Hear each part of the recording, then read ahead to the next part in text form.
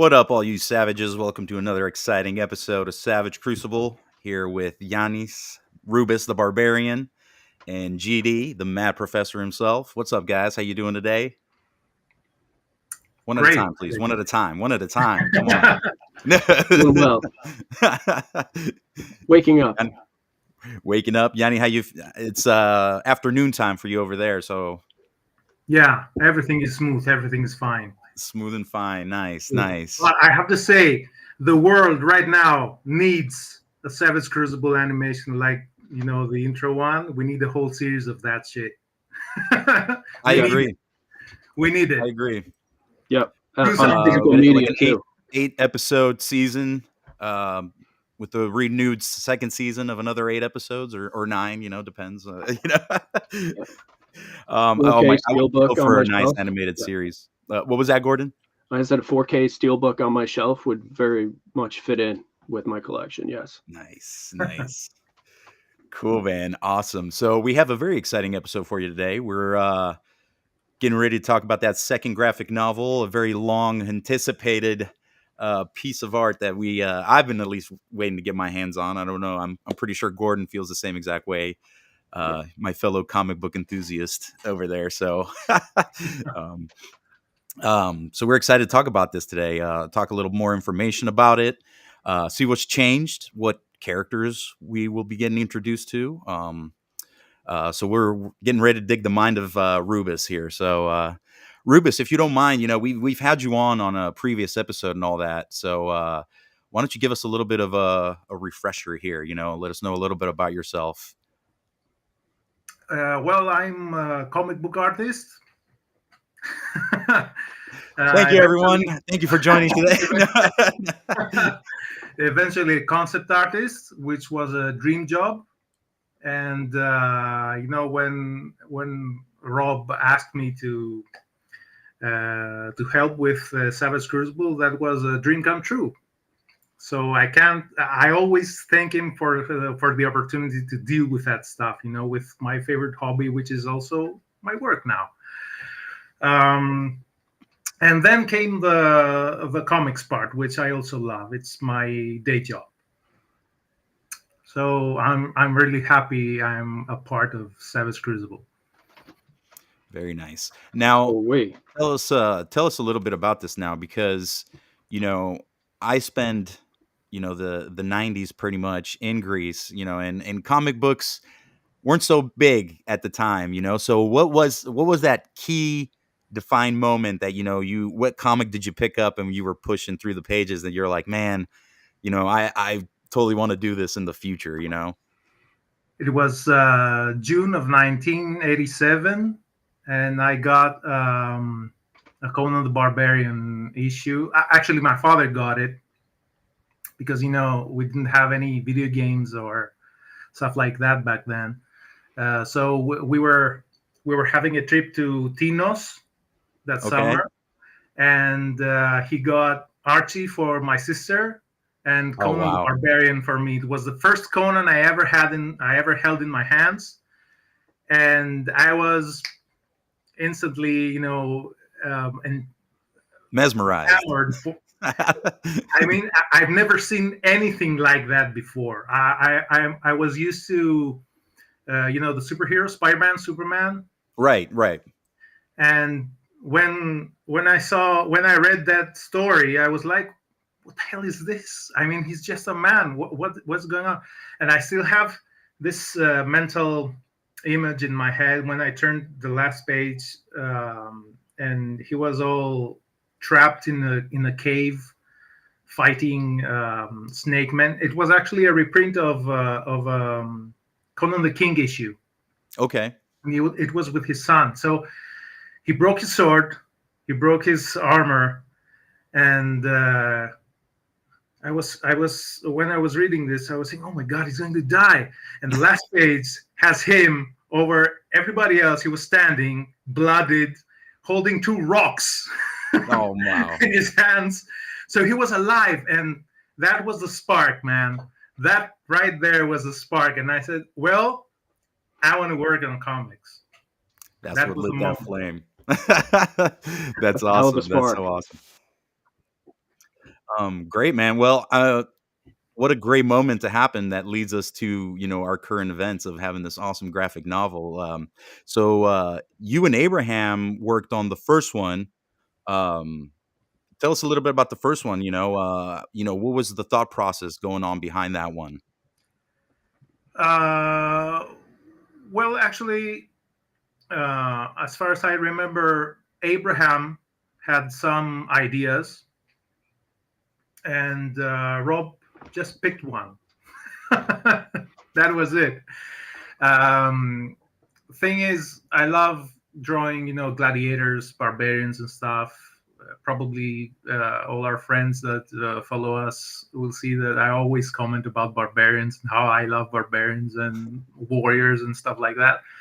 So when Rob picked, the first story to be the arena um, with Who-Man and all the other guys over there, I was really happy. And well, Abe got to it. Abraham wrote the script. Abraham is one of the best guys. He's one of the best writers I've ever worked with, because the way he writes is very cinematic, Truly, and yeah. he really helps his artists, to envision the visuals he needs to portray on a panel. And he uses reference too from movies, Hmm. and we have a great chemistry together, because this comes up to storytelling and helps a lot. Exactly. Yeah. And really bummed we couldn't get Abraham on with us tonight. We totally wanted him to be here so he can share us his thought process about, what goes on behind that. But hopefully we can get him on in a Maybe future next episode time. here. Maybe So, next yeah, time. for the next one. So So that's awesome. can part of that process, I mean, the cinematic nature, Mhm. it really comes through. Like, it's, in all honesty, that's what I like. One of the biggest things I love about it, just the flow of the action and how much that comes through in the art. But I warned the guys ahead of time. I'm going to ask a bunch of procedural questions because I'm curious. But so when you get the script in hand, and I know you guys collaborate a lot from the last show, when you're planning each panel, is there a back and forth on each page, or do you work with the script? Do you plan the words around the page? Or do you do the panel first and then fit the words in after? I'm just curious how all that gets pieced together so that it stays so cinematic. Well, Abraham has a vision of the page. He gives instructions in his script. So if we are to use a widescreen, he mentions it. If we are to use a strip of smaller panels, he writes it on the script. So I also have an image of how the final page, should be, more or less. So other than that, then Abraham has his descriptions. When I need something to change, we can discuss it. But this is something really, really rare, because Abraham knows how I work. So he writes the stuff in that way, so it will be easier for me to put the words into pictures in any specific panel. So it's very rare. Changing something is really, really rare. Okay. But when we need it, we discuss it. Very cool. Very nice. Very cool. Well, we can start showing some things here too. Let's not hold off on showing this awesome stuff that we have here. So let's start off with the actual cover itself here, right? So Rubis, you were saying earlier, about how Volume 1 was the whole Coliseum arena and setting. This speaks a lot, on its own right here. This cover, there's a lot going on if people kind of sit and dissect it. So what is some key things that people can expect from in the second graphic novel that wasn't so in your face or so prominent in the first one? The first one, to me, it has a very nostalgic feel of the typical like coming to, coming to into the role and all that of a hero. So this one, it's totally a different take, and from what I've seen too so far, it's very interesting. So elaborate a little bit on this for us, if you can. Well, in the first one, Human was the eyes of the audience, because it was the audience's introduction to this world. Now that we have established this world, we're digging deeper.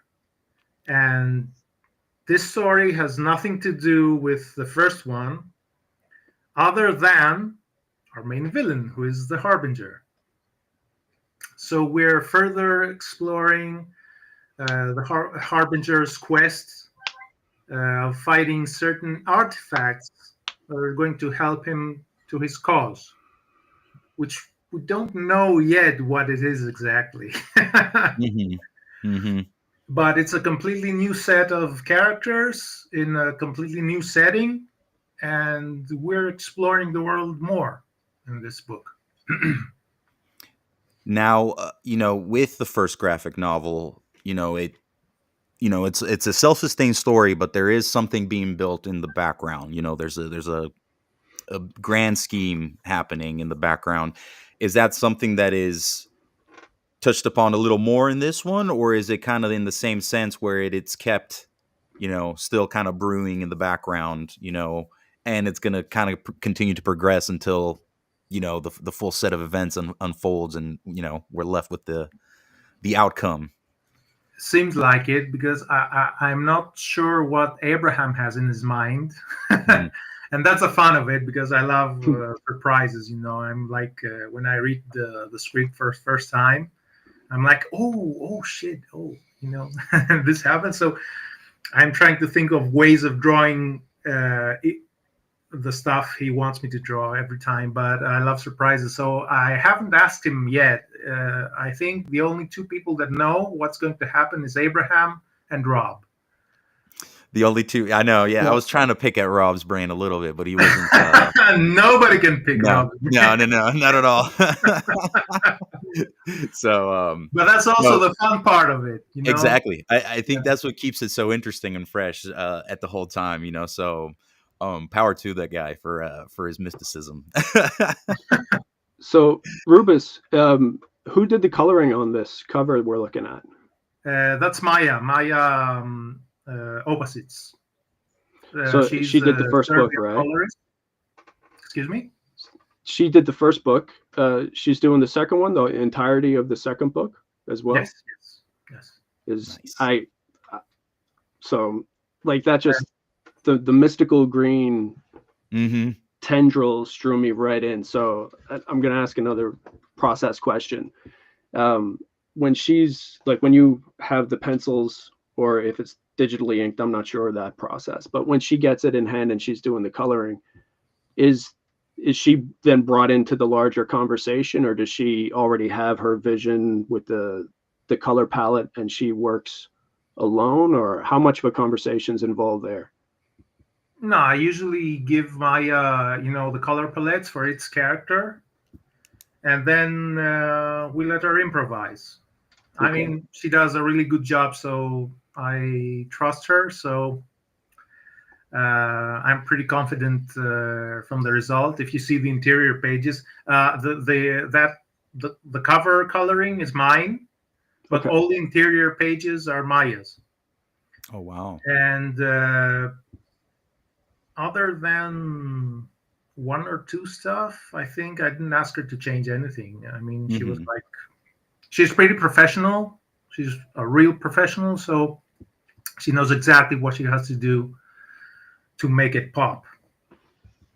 Everything just blends together so perfectly for me. So I'm instantly curious how many conversations are necessary for that to happen. So to hear that it's a flow just as natural behind the scenes as it feels on the surface, that's really cool.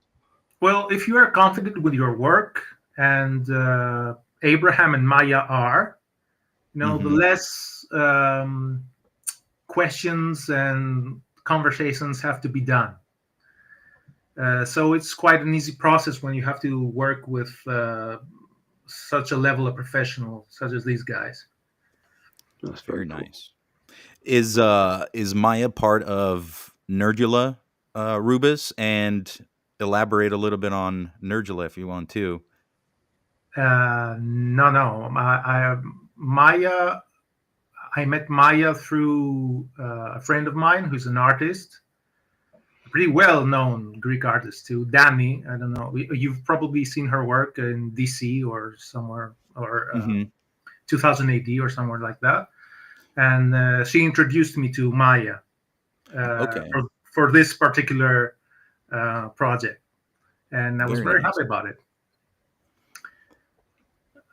And do you want to talk about Nerdula Labs? Creative Labs? Nerdula, okay. Well, this is my publishing studio, my own publishing studio. Okay, it's a very nice. small and I think it's a big deal, man. You know. Nah, we're pretty small here in Greece, so okay, we have about a dozen books published already. Most of them are mine because I made that studio because I wanted to be my own publisher here in Greece. So that was a project that started during the pandemic and keeps going on. We even got the European version of Savage Crucible published here in Greece with a new cover and some... I need that cover.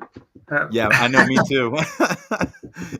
No, I wish I could send them to you, but shipping has just blown off the roof right now. Oh, tell me about it. I want Mythomachos too, but that's a conversation for another time. So that's my comic for everybody who doesn't know, and we're working on the RPG version of it right now. Very cool. Hopefully, it will soon come out in the Kickstarter. Awesome. Yeah. Wishing you the best of luck with that, Rubis. So I hope that succeeds because it's a great character and a great story too. Did you, and we'll move on, but did you guys finish doing that as a translated version yet, or not quite yet? Yes, we have the first album, the first graphic novel. We're working on the second one, and we'll probably have it on our site available to download as a PDF. Because shipping is it's an X. That's a very nice option to have. Yeah. So when the site is ready, when we have the site translated in English, we'll be able to have that available too. Awesome. Look out for that. We'll I'll be in touch with you, Rubis, and we'll make a post about it on the Savage Crucible page too once that happens. So thank you. Cool. Let's see. So these are some images that we have already shared with you guys, you savages here. But it's always good to kind of give a refresher here. Now we know the Crucible is big. We were focused in a specific area, kind of in the first graphic novel, a specific empire or cult per se. We talked a little bit about this last time we brought this up, but there's a specific armor set we see these guys wearing, and kind of like a totem there in the background. So elaborate a little bit on that for us, Rubis. That's actually the Jade Empire, I think. Yep. I don't remember. The Jade Empire? The Jade Empire? Yeah, yep. Exactly. So I based that design on real Jade... were they Jade soldiers? The statues in China. Okay. Was it the terracotta soldiers? Yeah. Exactly. Yeah. So I used elements of these guys for that particular, and since it was the Jade Eye, I decided to make them all green. Nice. So Maya had the color palette. I think we've shown some concept art about it too, right? Mm-hmm. And that's just the reference for the first page. We never see them again. Yeah, right. I love it. But see, this is the cool There's a thing plot about it, twist right? for you. There's we're getting one panel here of that, but listen to like the story, because I'm pretty sure this is like what Abraham was telling you, or or you were sharing back and forth with Abraham, so you got this one panel here, and there's so much story going on right here out of 4 panels, 5 panels, let's say, so it's very interesting that even if we don't see him again, it tells us so much right here, so Well, that's the beauty of it, because Abraham can write a page which mhm. contains the backstory of another 3 graphic novels. Exactly. So, Yeah, and there's not a single word being uttered here, yet, the fluidity of everything just kind of going along in the pictures, just it tells the story by itself. So, um well, both Abraham and me believe that comics and cinema are cousins. So we use the same elements to tell a story, but as you know, we don't have movement and mhm. we don't have sound in comics. So I have to we have to find ways in storytelling to make it smooth, to tell a story without using sound and movement. So there you go. That's the best Ni- we can do. nicely I executed. hope it works. So I have a question before we go to the next page, because Yes. I'm gonna pause it and tease everybody to have to make them wait longer. Uh, I wanted to ask a question about the sound, because I was looking through a couple of my books, my 80s GI Joe comic books, and there's sound effects galore throughout all the pages. Mhm. People making noises, the environment making noises. I'm looking at some of my Star Wars books from 2010 and a few years later, and they have sound effects as well. But I think that's because of the cinematic link everybody expects, and everybody knows those sounds. But I'm reading through the first graphic novel and what I've seen of the second, and other, like the Titan Comics Conan books that are more recent. There's no sound effects in any Mhm. Mhm. modern comic books. Is how What kind of stress does that put on you, and like when did that trend start? Because I didn't even notice it until recently. It's funny you Well, mentioned that, because I didn't notice it till right now, Gordon. Yeah. but you can see the sounds, right? I hear Exactly. the sounds when I read it. I totally do. I get it from the book. It's just there's no thwack that Mhm. would have been in like a 1980s or 1990s book, or crack or anything like that. But Right. I I guess mean, with I Uh, was just curious if that's a conscious thing, or if that's just part of the evolution of the way the medium is being put out there. well, I am. My opinion is that I shouldn't cover um, important aspects of the art using just words that would mimic sounds. I mean, you can 100%. sound, you can hear Yeah. the punch, the I don't know how do you call it, The but yeah, the you can already you already have it in your head. You don't need to read it. And I'm a person of showing, not telling. Mhm. You won't ever see, other than specific examples. I won't have.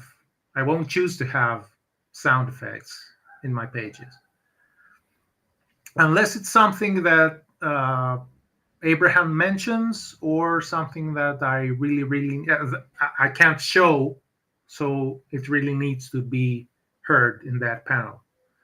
So I will use a word, but most of the time I choose not to. Yeah, I think the way you it's a tell the story, you don't need to, mhm. because it definitely comes through, and I do hear everything that's going on in the pages. Exactly, yeah, and what a great example too with this page right here with Jaeger just, whacking the absolute shit out of this lady, just like, Brutal. you know, um, truly, truly very nicely done. Now, um what's great about this too is, and what's exciting about Wave 2 coming in is that we're actually finally getting some characters from the graphic novel. And it looks like, from Volume 2 we'll still be kind of, getting some information or some bio from, other characters in Wave 2.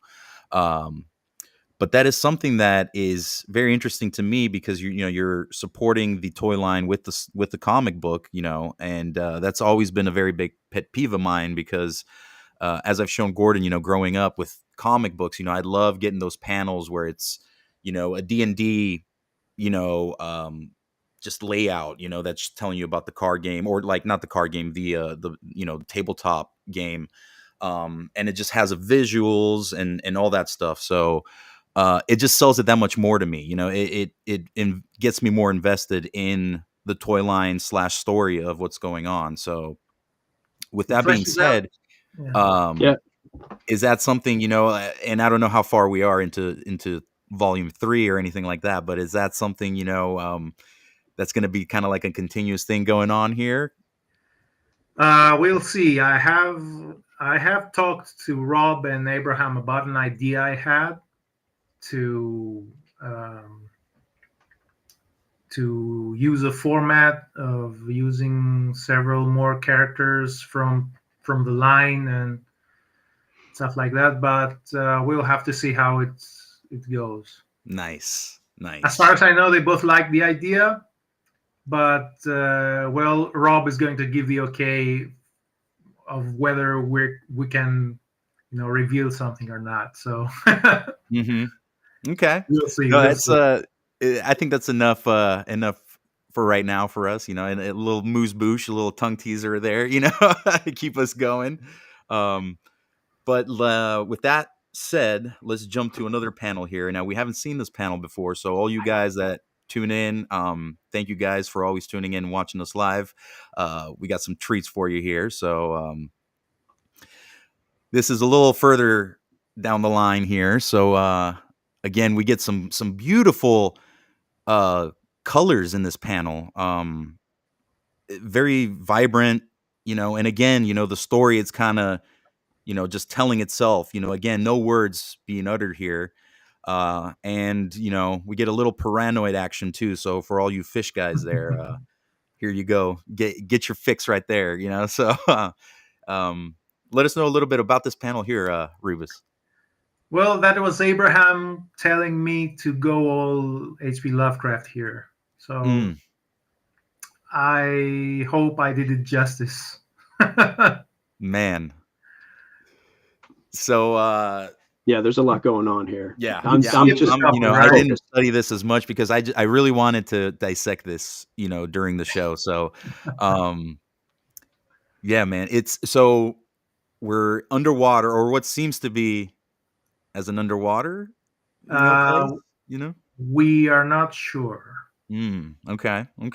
We're not sure. We're in Harbinger's domain, that's for sure. Mm-hmm. But we don't know where that is. It might be that tower in the animated intro. I don't know. Oh, yes. Might be. I don't know. I really don't know. It's not a tease. It's not a tease. I really don't know. I love it. So this is so cool, and we get to see, like all these like just cultists, so I'm looking at the cover stone down in the bottom left corner. Mm-hmm. Yeah. There's a lot going on. The whole cape thing too. Yeah, like what's going on with the that draping cape? of the cape there. And if you look up top, is there some type of transformation seems there, like I'm looking at tentacles up top. There's a lot going on, man, so the columns of the is that what that is? The layer, yes. Okay. Oh, yeah, you mean in the left side. On the left side, yeah, how it drapes down. So yeah, I think that's just the art form there. Is that like a art style you did there? Yeah, well, the description Abraham gave me is, when the Harbinger walks, his cape is flowing in a way that it's like sea monsters are swimming through it. Oh my God, dude! I Be had careful. Be careful you don't share too much. Yeah, right. Wow. Okay. Yeah, we'll leave that there right there. Yeah. So, that was the description. I mean, it's like, I mean, obviously the Harbinger is a sorcerer of some kind, so, mm-hmm. and a very powerful one. So if he was to intimidate me, I would eat that whole. Okay, he got me. Yeah. He would get Yeah, me. and you have all the beaches out there too. You have all the nice beaches. So I don't know where he would reside in the Mediterranean there, We're but not safe here in Greece, man. that's what I'm saying. We're not safe. He would swallow Man, us. how awesome. So, and then we get to see the knights there as well. So, we get to see those guys. We got a quick glimpse of them at the end of the first graphic novel. So a little Yeah, these are reintroduction there to those guys. Man. one of the two guys that they are his main bodyguards. Just like Thulsa Doom had Rexor and Thorgrim, Mm-hmm. he has these two. Man, really, really nice stuff. So another cool thing too that you mentioned earlier, Rubis, is the fact that this is more of a quest driven novel where the first one is a little more coming of character. Mm-hmm. So this is really cool, and this is something that would be really nice to see this character too, that we're going to be introduced to maybe further down the line as a figure as well. So let's jump Also, on here to this next panel here. So there's a little more stuff going on here. So we'll see. We kind of get to see a little bit of how the Harbinger operates and what's going on. So it's a little brutal. yeah, A little to bit, say the yeah. least. Man, so without giving too much away, Rubis, not giving up too much away. What's exactly, is this part of the quest? Is this part of, kind of building up, or is it to kind of prepare them for the quest? Well, yeah, he actually gives Volpe. Volpe is the character. It's her name. Uh, he gives her the mission, and as you can see, the Harbinger is so cool that he uses blood magic to create a map. Just a map, man. So there you go.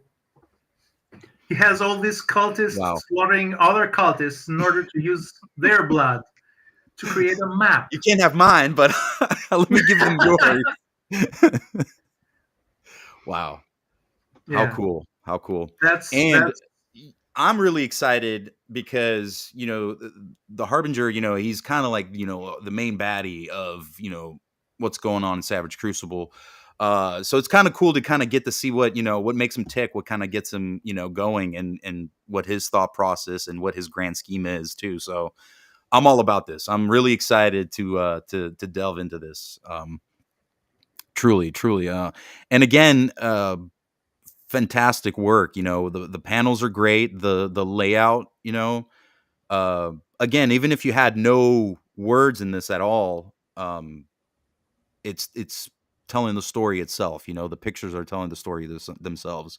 So real nice stuff, man. Really nice. It's also cool we get to see another power set revealed from what we saw in the first book. So it's starting, we're exploring the characters, we're exploring the Harbinger and the lore, but there's that whole kind of mystical side that has yet to be fully explained or explored. So this is another facet. This is really cool. I can't take my eyes off it. I know. And don't forget, he's not in full power yet, right? Because Yeah. he's not transformed. In the second wave, the Harbinger is transformed. He's like Cell version 1. He's like Yeah, exactly. Yeah. Don't you love it when the villains get upgrades? I truly do. And that, I grew up watching Dragon Ball Z, so that's like the whole premise of that show is just, upgrading constantly, so I'm a sucker for it. I'm not going to lie. I still work on the idea that I proposed to Rob last time. I really need to make the Harbinger, in his final form, but wearing an armor, an Ooh. armor suit for him in that form. Mm-hmm. I Okay. really want to do this because he's one of my favorite characters out there. I really want you to do that too. Yes. Yeah. Please. Please. If I you need will. help convincing him, we'll vouch. We'll try our best. No, he already gave me the okay. Rob, he's waiting to see. Okay. Okay. But I have so much stuff, going on that I haven't got the time yet to deal with it because I want to be focused and do the best work I can to make him the most badass guy out there. So, Oh man. we'll see. This is just a little taste of what's to come in Volume 2. I don't know about you, Gordon, but I'm already like I needed this yesterday. So I'm ready. yeah. And the first one did such a great job too. My uncle, he's the one that kind of hooked me into comics and action figures and all that. And as soon as I got, the first graphic novel was able to be ordered on Kickstarter, I ordered a copy for me and a copy for him, and I send it off to him. I'm like, you got to read this. This is, it's totally old school stuff. It's not like anything new that's going on. It's just a nostalgic piece of art, and he loved it. And it's such a great story, and it filled my heart because I'm like, man, I'm finally able to share something with this man that, got me hooked on all this stuff. So, it's great. And I can't wait for the second volume because as soon as that's available, I'm sending him a copy as well. So I cannot wait. That's very cool. I don't have a sweet story like that. I'm just waiting to read it for myself. I just want it. I've got a spot right here on my desk just waiting so I can dedicate just as much time and focus to it as you did creating it. So yes, totally. And appreciate it to the fullest. So but with that being said, you savages, we got one more surprise for you. Because we think you're pretty cool. At least I do. Got a little message action here. So I'll leave this up. No rush, guys. We'll chat a little bit here from the bottom while you guys kind of either screenshot this or whatnot. But we got a little encrypted message here. We haven't done these in a while, so we thought it was fitting with all this Harbinger mysticism going on. So it's up to you to translate this. Use your decoders, or if you have it imprinted in your head like some crazy Rain Man, have at it. So decode to what this. end, Stel? To what end? What is the purpose? So the purpose of this is so you can win a free copy of the second volume that's coming out, which will be coming out pretty soon here in the next couple of weeks or so. So win yourself a free copy. Decode this message, and the first one to post about it on the Facebook page wins. So good luck to you all. Are they just going to post it anywhere, or post it on the Facebook Savage Crucible page? But to the link for this video, or just post it anywhere? I think just post it under your own personal name. That way, as soon as it pops up, we'll know that you're the first one. We keep track of that. So as soon as you kind of just do the decrypted message on there, post it on the page, and we'll get your name and we'll reach out to you via message, get your information, and send that out to you. So I got to ask the procedural questions. No, it's good you did, because I'm just kind of like, yeah, here you go, decode this, win something. Good luck. Moving on. Yeah, right. Moving on. So, but yeah, this just a little something for you guys, and we won't post this quite yet on social media. We want you guys to have access to it because we appreciate you watching us live. So, best of luck.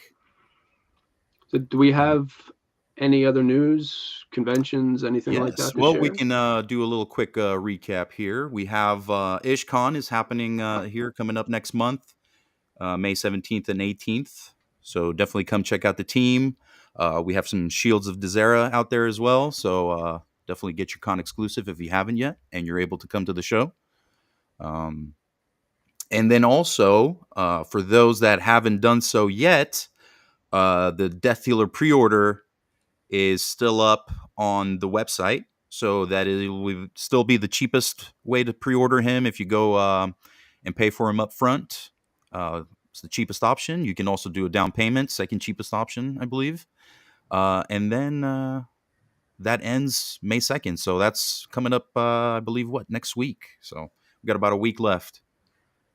So get you your Death Dealer. I know I got to place my order. I've been dilly-dallying here. Oh, man. Get it right. In. I need to get like 2 or 3. Rubis, are you getting the Death Dealer here? Oh, I already have. You already got one. Okay. Yeah. Well, let me ask you this. This is actually a very interesting question because I haven't talked to you about this at all since we've done these releases. Rubis, what was your thought with Elric and Death Dealer coming out in figure form?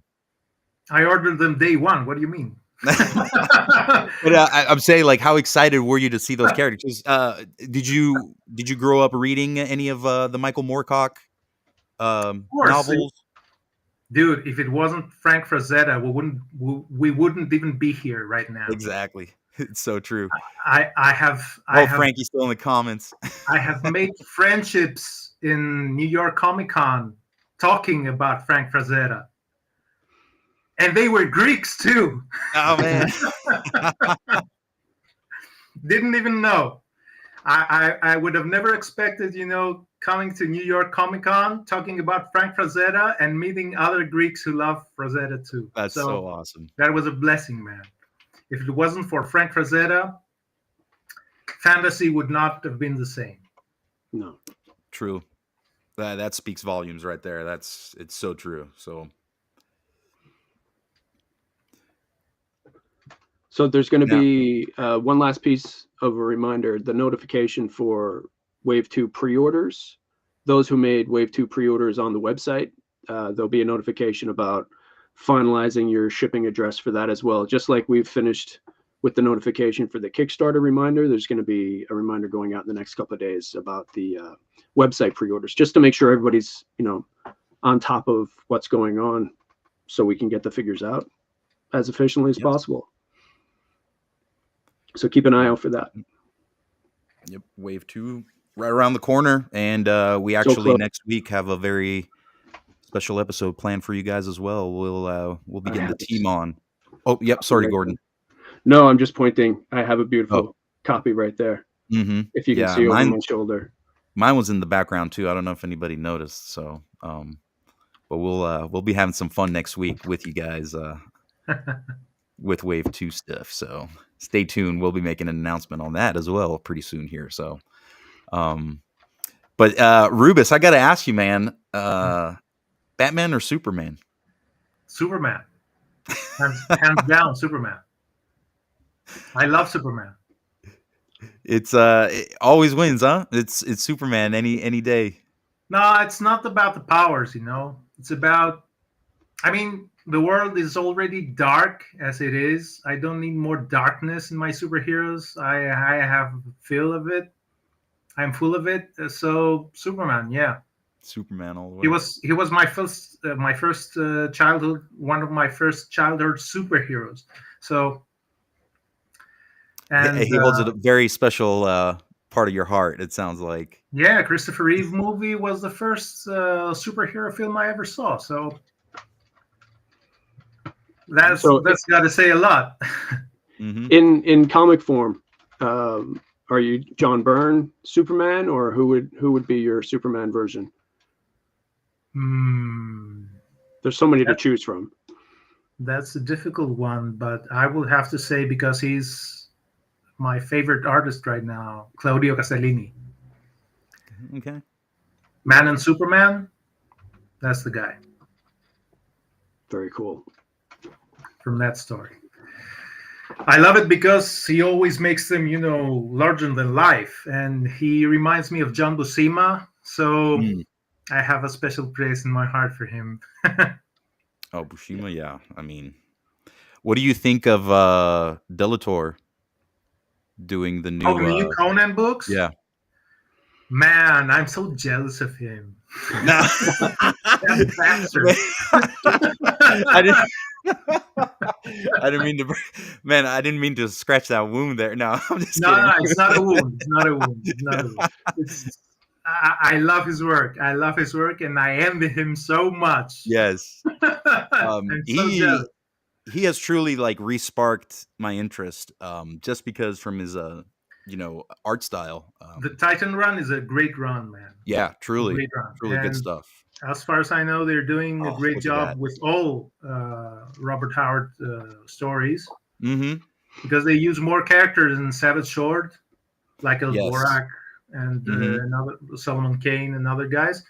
So I think they'll have their. I don't know how much they sell, but I love their work. I love their work. Yeah, the work is phenomenal. It's really Yeah. good. Yeah. And that bastard, he made his dream come true. Damn it. I loved it, man. You're like, screw that motherfucker. I love him. Yeah, I love the son of a bitch. You totally are like, I just totally picture that scene from Predator. If you ever meet him, you're like, Dilator, you son of a bitch. You know, you guys just totally lock hands and you're just holding it there. Like, yeah, an Arnold voice, right? yeah, right. Yeah. The one ugly motherfucker. Yeah. I'm sorry. Well, Sorry. No. It's okay. You can swear here. No worries. But with that being said, too, did you see the trailer for Predator Badlands? Oh, yes. Oh, yeah. That was. I got so excited about it. Me too. I think it actually looks really good. You know, for the first time, we have Predator protagonist. He's a young blood. Mm-hmm. And we'll see the whole procedure because they have a whole mythology behind the Yautja people. Mm-hmm. So we're getting to see this, and seeing Prey. I think the director knows exactly what he's doing. I love the first movie, and I mean, okay, it's a classic now, Predator, but I think Prey was the best movie after that first one. So I think we're going to get very good stuff with Badlands. I hope so, and I'm my expectations are pretty high, but it looks like this is scratching that itch, and like you said, Prey was really good. It had, even though the second one, a lot of people don't really care for it that much. That scene of with the French guys, that whole scene was just like so well orchestrated and done, and I love the fact that it touched upon those like the older movies, so I'm super excited because I'm a super big Predator fan. So oh yeah, me too. I can't wait for this. And there's also an animated, I don't know if it's a series or a movie. I think it's a series. There's an animated Killer of Killers, right? Killer of Killers, yeah, where it takes like it's 3 different eras, I think. Mm-hmm. So it's actually the eras fans wanted all those years. Yes. Samurais, Vikings, and World War II. Sign me up. I'm all for it. Yeah, man. Oh, definitely.